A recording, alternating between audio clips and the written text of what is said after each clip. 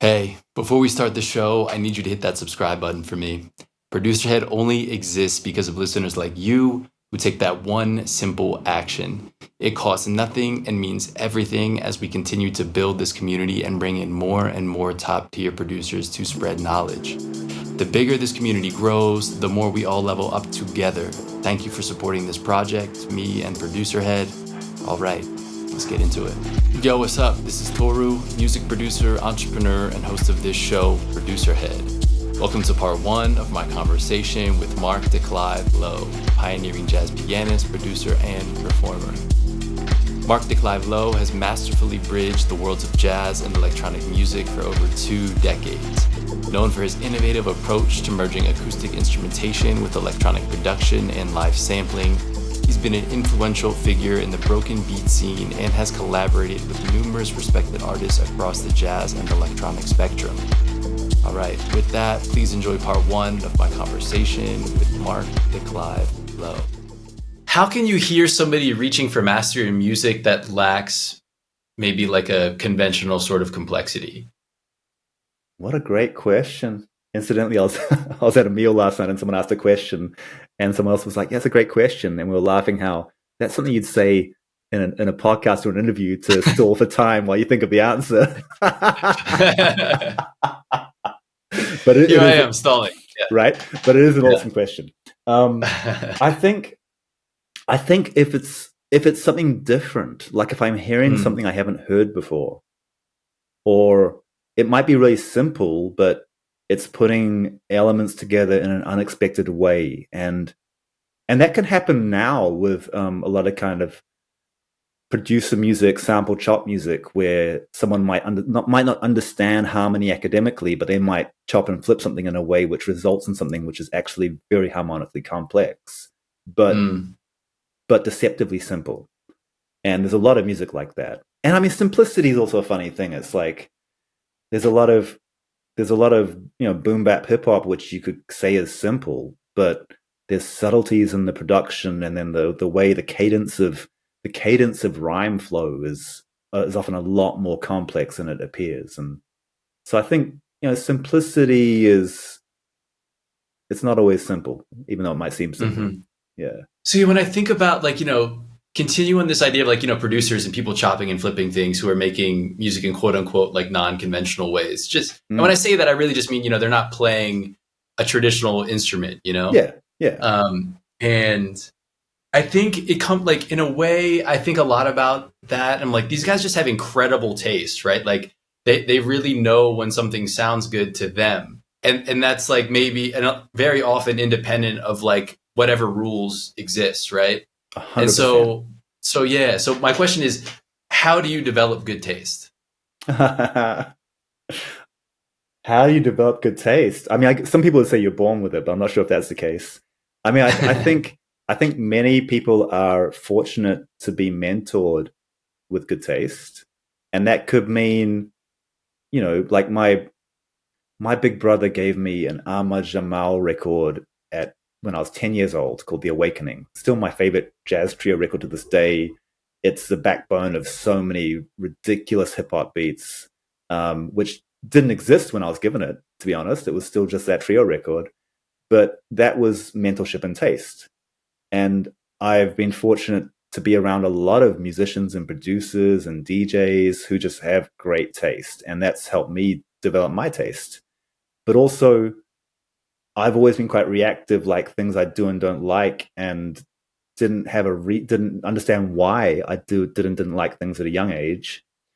And I guess something about that is being true to one's own emotional reaction to something.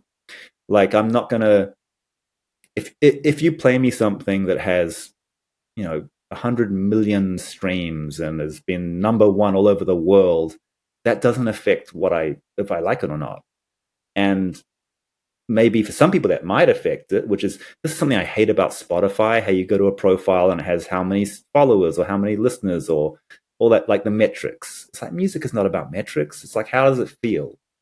And so I think being able to be, honest about your own emotional meter with music is important. And like I loved I loved growing up and finding music that none of my friends had heard or knew what it was. And it became, I guess it's kind of identity politics, but it became like, this is my thing and this is what I relate to. And I get to share it with you because you've never heard it. And it wasn't because it's, viral or something. Uh, I'm kind of being tangential now, but to your question. But yeah, I guess being open minded is important, and surrounding yourself with people who have good taste. Yeah, Yeah, and also not being scared to have your own taste. I think that's important too. so at some point not too long ago, I came across like a Chick Corea interview clip, and it was him saying that, like, the world doesn't need you to make music that other people like. What sounds good to you? You know what I mean? And to really be, and I think that is like that identity piece, and that like developing that sense of calm, like what sounds good to you. And I think, to your point about getting surprised, I mean, I think that's, there's no recipe for that, but I think that's the thing, is like, if you can really get super connected to whatever makes you you and express that musically, that's going to surprise people because nobody else, can do it. And that is like maybe connected to some of the, we're going to come back because I have other questions about the mastery stuff, but I think about that stuff kind of is like embedded within that sort of quest, if you will. Absolutely. I mean, like we were talking about Bjork before, and she, she never kneeled before the industry, and an artist like that may not get signed today. And there were many artists in the past like that who might not get signed today. I mean, Marvin Gaye might not get signed. David Bowie might not get signed. Like, there's just people who've changed the trajectory of culture who in today's industry might not get signed because there's so much kind of pandering, like bending the knee to industry and trend and just being scared to be different. And I mean, when I lived in LA, I was summoned to a very, very, very successful producer's studio. And the producer was like, "Yeah, man, I'm just looking for that, like a whole new sound." I was like, "Cool, that's exciting," and started talking about different things and approaches and kind of musical language things and listening to some music and then he's kind of auditioning me for whether we would collaborate or whatever, I guess. And then he ends up with this crew of kids who just did the same old thing he'd always done, and the next record sounded just the same, but maybe a tiny bit different. And so I think that's someone who's just deep, deep, deep, deep in the industry.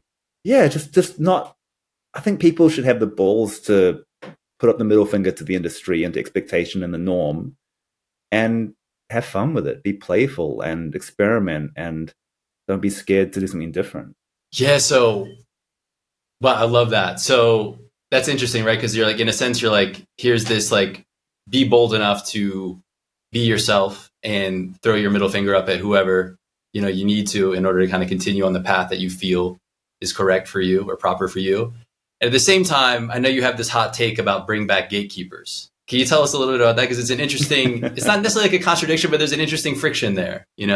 Absolutely, yeah. I mean, I think we famously live in an era where it's open access.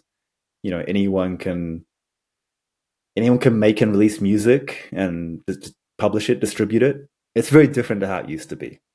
And I think gatekeeper, like the word itself, has it kind of in this period in history has a kind of a stigmatized negative connotation that is not what I'm kind of speaking to so much. I love the idea that there are people who they could be other peers, they could be other musicians or producers, or they could be record label A&Rs when such a thing truly existed, who gatekeep, because it's basically quality control. And the gatekeeper could even be yourself. And that's something which I experienced at a very young age when I was growing up in New Zealand. And I was aspiring to be like a straight ahead jazz piano player. I wanted to go to New York and play with all the legends, kind of thing. And I remember someone said to me one day, they were like, why don't you try and get signed to Blue Note? Like that'll be, that's the jazz, that's the legendary jazz label. And I remember saying at the time, I was 17, and I probably did have an elevated opinion of myself at that age. But I remember saying, look, even if Blue Note did come to me right now and offered me a deal, I would say no, because I'm not ready. And so in that sense, that's gatekeeping myself, like knowing I'm not ready. And then that led on to, I had a record that I took, kind of pre-sending files. I took it by hand around the world to different labels, trying to get them to license it or sign it. And so many labels were like, "Nah, it's not right for us, and it's not right for us," and that was fine. Like, you got to. It helped me find the right paths and channels for me creatively and in business, and understanding my station. It's like, if everyone was as amazing as the internet tells us, then I feel like culture would be in a different place. What's your take on like the level of patience we do or don't have as musicians and artists today? I mean, those who know for sure. And so, and I imagine anyone who hears this and kind of balks at what I'm saying, like, well, you're probably not like this anyway. But I think there is a demographic who are in a rush. It's like, let me get the viral hit, and then as soon as I get the viral hit, I'm going on tour. I want a headline tour, and within a year, I want to be playing Madison Square Garden or whatever it might be. And there is a rush, and I think I truly believe it's a marathon. It's not a sprint. It's chess, not checkers, and all that stuff.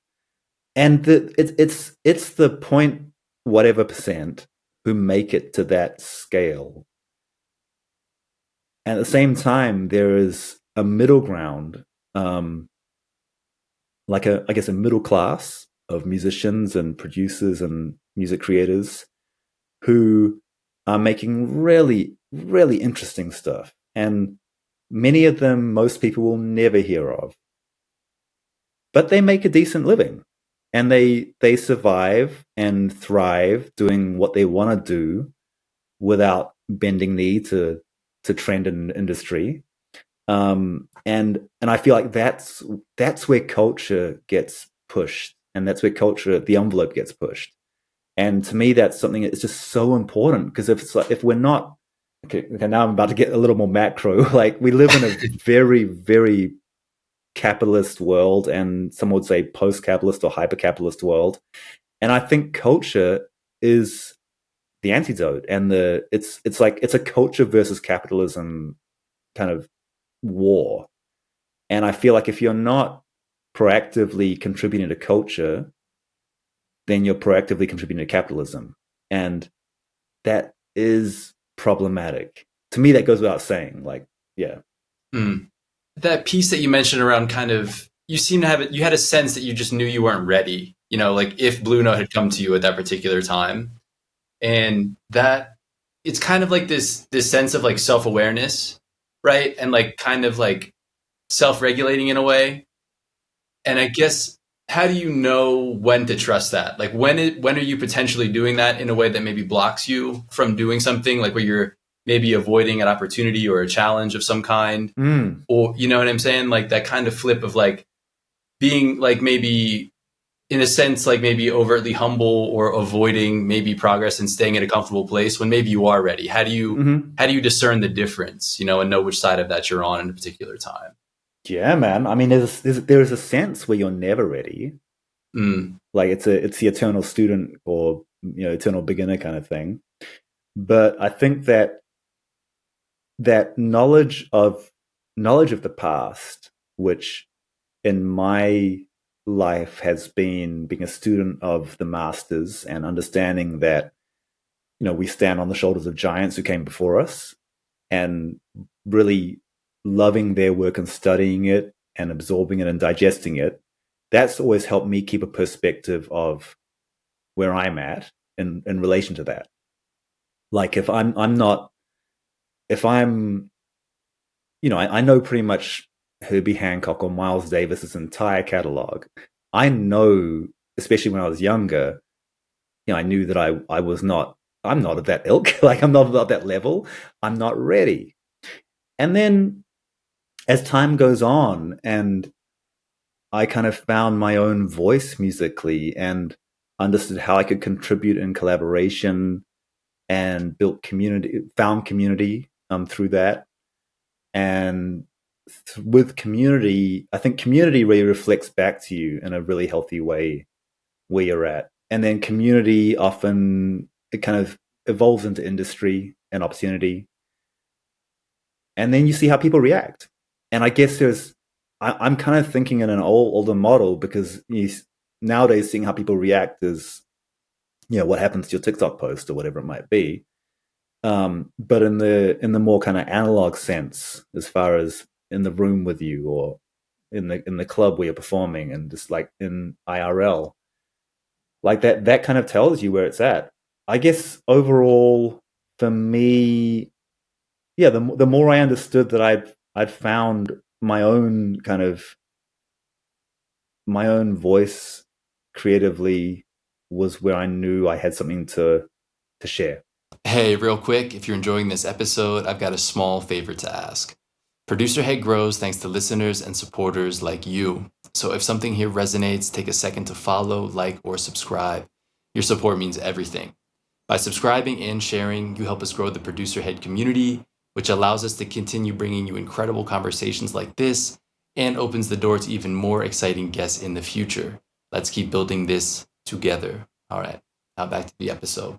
Yeah, it's really cool. I mean, it's a combination of like we we're talking about kind of getting in touch with like what is my taste, what's my voice, but also because you did hold records of others in such high regard and really study them, you were also able, when you do that, you can be a little bit more objective about kind of where what you make versus what other people are making and where it is that you'd like to be. Or like you said, I love the word contribution of like trying to put something back in, after everything that you've listened or maybe or taken, in a way. Yeah, man. And but also finding the right table you want to sit at. Like I definitely, in my younger years, just wanting so bad to be a real kind of jazz musician. And then the more I got into hip hop and then jungle and drum and bass and stuff, and then I couldn't really sit at the jazz table in the same way. And there were certain people at the table who'd be like, "Yeah, you don't belong at this table." And so there's those weird kind of the social politics of genre and community were interesting too. But that wasn't disheartening because I knew that there was something I was very passionate about and pursuing and had a curiosity about, which led me to really develop my sound and then ironically, like the coming full circle, like I started a monthly residency club night in LA and New York in about 2012, I think.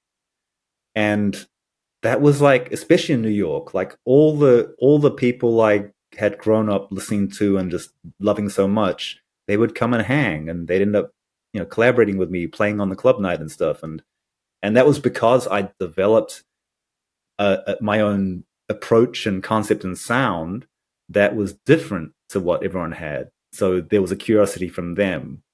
And so that was a great lesson in, difference being an advantage rather than similarity. I don't know. I tend to think that, I love the idea of like kind of which table you're sitting at. That what may, I don't know, like what may attract us to a certain table is often like a lot different from like maybe like what's actually the most natural to us, like what motivates us, like, because we want some kind of external validation or recognition, right? But that's something that's generally outside of our control, right? What you can control is like, to your point, like what are you making and where does it fall along it, and then that kind of tells you where you belong. You don't have to like ask to sit somewhere, you just sit where your music takes you. And that's like a really kind of, it's just like working more inside out than it is to try to like, I want to go over there and try to fit in. And that's a really subtle, but I think pretty like powerful distinction to change the way that you approach your art or your music or your career of any kind, really, right? Yeah, man. I mean, I think goes with friendships, relationships, anywhere. It's like if you're at the wrong table, at some point you got to realize that. Yeah, be honest with yourself about that. Yeah. Yeah. So last time we talked, man, you mentioned this kind of since 2017, this return to roots. Mm. And I want to hear all about this in more detail. And also, what inspired it in the first place? Was there a sense that there was like a little piece missing? Or did something kind of suddenly pop up that was shiny and attractive? What was the impetus? Yeah. I mean, I grew up primarily in New Zealand, mixed Japanese New Zealander, and I never felt like I fitted in. Like I felt I didn't have the language for it then, but now we would say I felt othered. Well, I was othered, and so I feel like life has been this kind of search for belonging and identity, which I guess it is for everybody, but I felt it very palpably. And the longer, like I spent time in Japan growing up. I go there every summer to see family. I finished high school there. I didn't imagine I would live here, but over, I would say at this point, the last 10 years almost, I became more and more drawn to Japan as I got older. And I used to say that I felt like Japan was my spiritual home and New Zealand was my body's home, having been born and raised there. But then the where's home question, I'd spent 10 years living in London, 15 in LA. Like, if I had these different homes and had put down roots in these places, but still never quite felt like I belonged. And that was what the question. I think the gateway turning point was an ayahuasca ceremony in LA, Mm. and that was pretty revelatory and profound, and led me to, for me, that kind of directly led to an opportunity in LA where I did my first production of a concert, composing music and performing music, which was very much themed around my Japanese roots, and bringing that into the narrative in a way I'd never done before. I'd always been too scared to do that before because it felt too personal and too vulnerable. And then when I remember the very first concert of that music, I, I just felt something I'd never felt before. Like I felt like, oh, this is me. Like I wasn't. I love playing all the different forms and styles that I lean into. But this was the first time I was able to play in a context where I was defining the paradigm, and that felt incredible. And that ended up leading me more and more down that rabbit hole. Like, how can I how can I incorporate this more, and this desire to really dive into ancestry and roots and find the meaning in that. And the more and more I've done that, the more and more I feel it gives me a narrative framework to create around. Whereas, maybe 20 years ago, I was like, wow, how dope can I make this beat? Like, how hip can I make this moment? And that aesthetic stuff is cool. But I think as I've grown older, I want to I want to deepen my craft, and that's not just in the execution of actual, composition or production or performance. It has to be what does this mean to me? And so then a couple of years ago, I was in Japan on a research fellowship, actually retracing my dad's journey here. He died like 12 years ago, but he spent 20 years here through the 60s and 70s, 50s and 60s. And so I retraced his journey, and it was super magical and profound. And partway through that, I just realized, I was like, wow, this is where I want to be. And so I decided to leave LA, relocate here, move here. And it's an amazing feeling. It's like I feel like I'm really in the right place for my story. And just it brings so much more possibility and inspiration. It's a beautiful thing. It feels so much in line with what we were just talking about before, which is this idea of like kind of like getting that deeper connection with your identity and yourself to understand like who and what that is. But what's interesting, right, is like you were already in a place where like you from what it seems like you were somebody who had a strong sense of like their musical identity, their style, what table they were at. But then it's like now, as you kind of went through this kind of like retracing your dad's, like part of your dad's life, maybe better understanding or having more information about the context of his life and therefore your own life, that now you've like kind of broke the ceiling or the floor on that, however you want to think about it. And now you've gone even deeper beyond the musical piece. And there's now this like kind of deeper place that you have access to from which you can work. Mm-hmm. And that's absolutely what does that feel like? It feels good. It's great because I mean, I kind of alluded to this just before, but when I really kind of committed to this possibility, like I put out a 2-album series called Heritage in 2019, and it was, the earlier concert I mentioned was like a one-off show, but this was like a record and a whole. It was a commitment. And I remember before the first LA the album launch show, I was so nervous about it. I hadn't shared something that personal before, and I would tell the stories behind every composition before we play them, and it was really very. It felt naked, in the sense of being vulnerable. And I realized afterwards, talking to people who were at the show, just how much they connected with it. And at first, I thought, if people are part Japanese or Japanese, they might connect with this. But no, like everyone connected with it. And it just kind of rang this bell for people about ancestry and roots and connect and those connections. And so that moment showed me that the vulnerability is where is a strength, and how much that can be the framework for my creativity. Whereas before, maybe it was, I don't know if you've ever seen the Spike Lee movie Mo Better Blues, but it's one of Spike Lee's classics, and it's a 90s New York jazz film, and it's a dope film. The music's incredible, and it looks it looks hip. And I swallowed that hook, line, and sinker. It was like, give me the hipness. I'll take the hipness. And then same with club music. Like there was a lot of things I loved about that, which were not just the music. It was the culture and the aesthetic of the culture.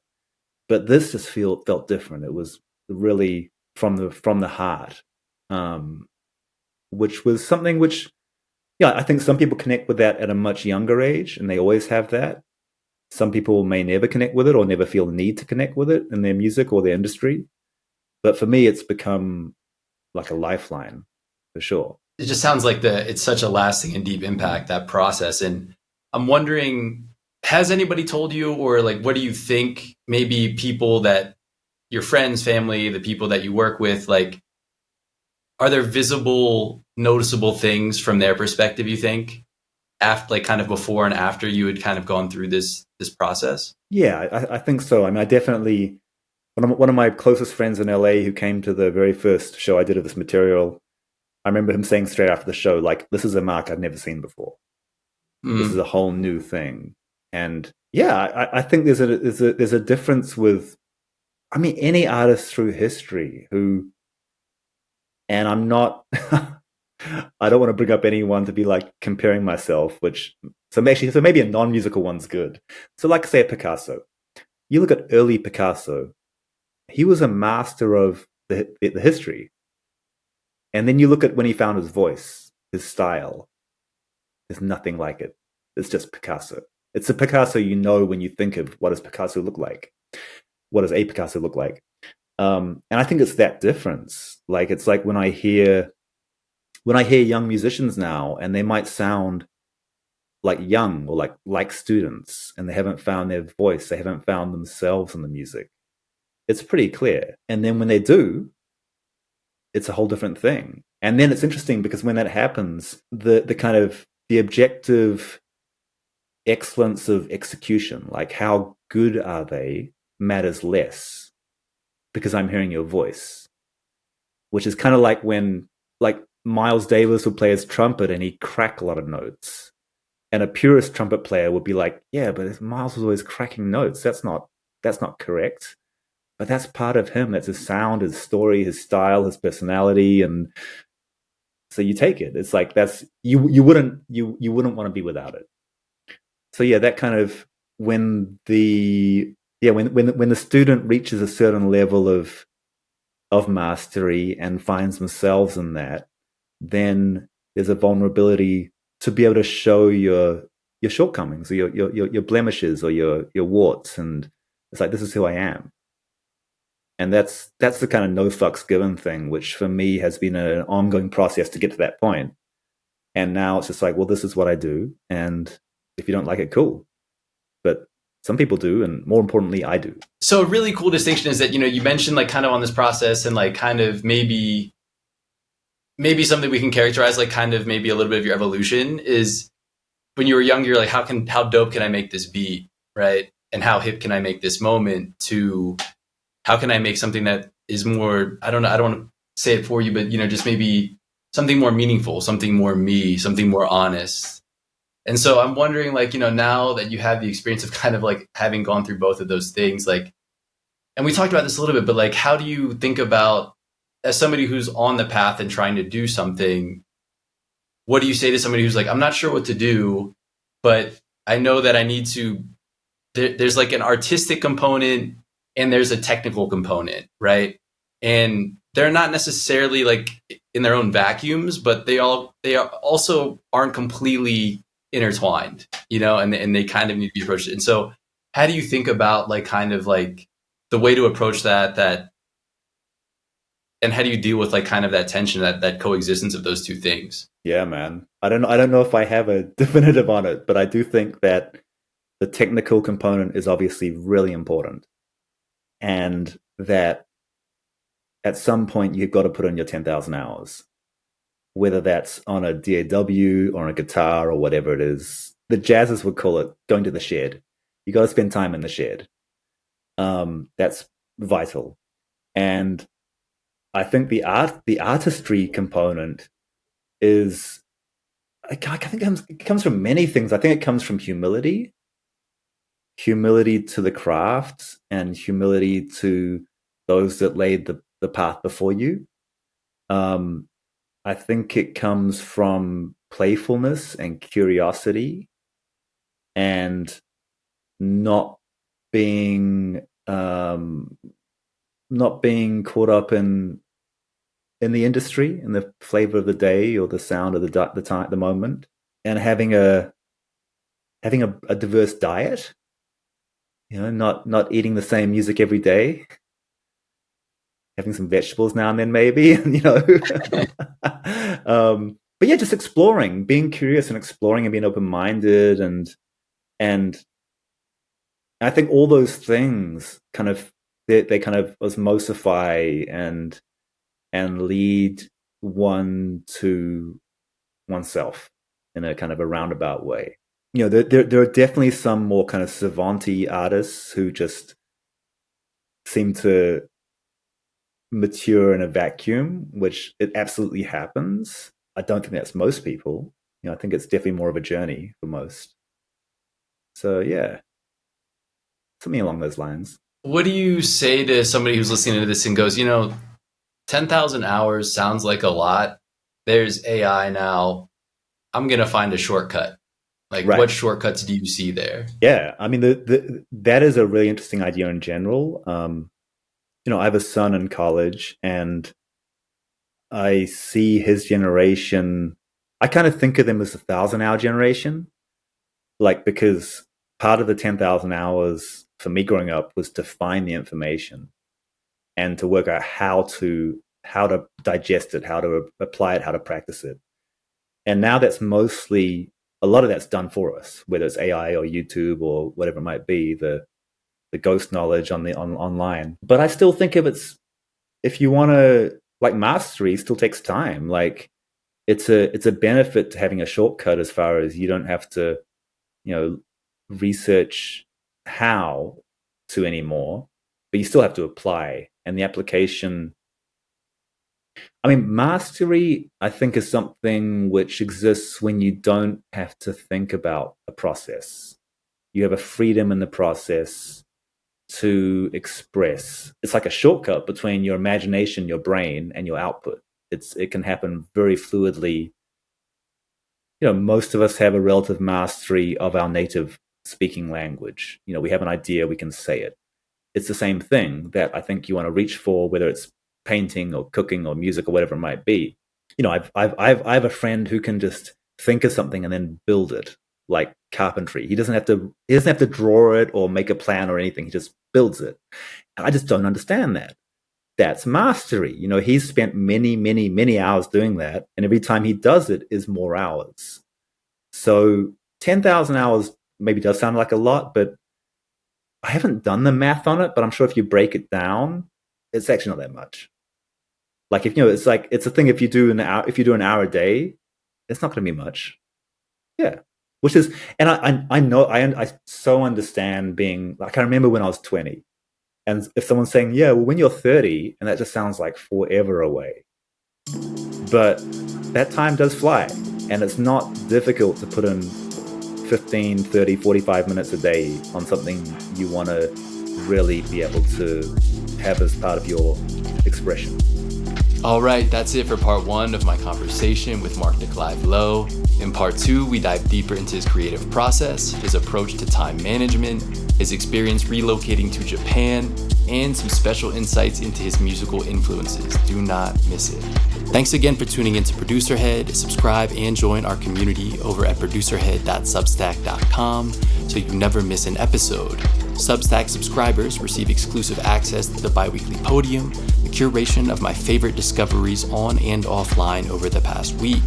You'll also get access to Producerhead Bars, where I share the best of what's been shared with me to help you and other producers in our community grow. The podium and Producerhead Bars are designed to provide immediate inspiration and direct application in your creative process. So, subscribe at producerhead.substack.com to receive real inspiration and ideas you can use to elevate your own process today. If you care for the craft, get your exclusive access at producerhead.substack.com. This episode was co-produced, engineered, and edited by Matthew Diaz. Big thank you to him. From Producerhead, this is Toru, and in a way, so were you. Peace.